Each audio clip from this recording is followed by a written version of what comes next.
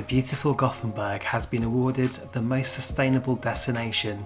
This is Stu for Out and Back Travel. Today we're talking a green city, a green rabbit and a green launch coaster.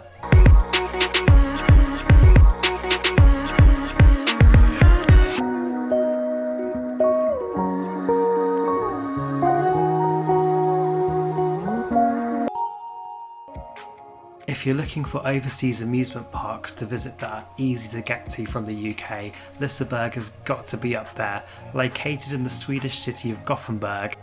The park has two topographical sections. The lower section is a relatively flat base that has an entrance at either end and is home to the boulder wooden coaster and the Valkyria dive coaster. Then there's the hilly section of the park, which is accessed by escalators. This makes the park very unique. Many of the rides have used the terrain to provide extra excitement, whether it's the log flume plunging down the side of the hill, the swing rides swinging out over the edge of the cliff, or two of the park's roller coasters that wind their way up and down the mountainside, the classic runaway train adventure of Liseberg Banana, and the double launch coaster Helix, which starts with a corkscrew. If drop towers weren't terrifying enough for you, Atmosphere is built on top of the hill, making the top a nerve-shattering 380 feet off the ground. The most convenient way to get to Gothenburg from the UK is to fly. The main airport, Gothenburg Landvetter, is located just 20 kilometres southeast of the city centre. To get there from the UK, currently British Airways fly from London Heathrow, Norwegian Air fly from London Gatwick, and Ryanair offer services from Manchester, London Stansted and Edinburgh. There's no railway connection to the airport. The only way to get to the city is by bus or taxi. You could of course hire a car, however the city centre location of Liseberg makes public transport a much more convenient and relatively cheaper option. The bus route is really simple. Flybusana operate the service which leaves from right outside the airport, and the buses are easily recognisable by their rainbow ribbon design.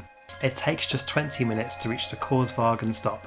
This is a small travel hub outside the Liseberg main entrance, and it takes another 5 to 10 minutes from here to get to Gothenburg Central Station. The bus trip from the airport costs around 238 krona, which is just a little over £20 return. If you are in the city centre, the tram network is not only charming but also easy to use.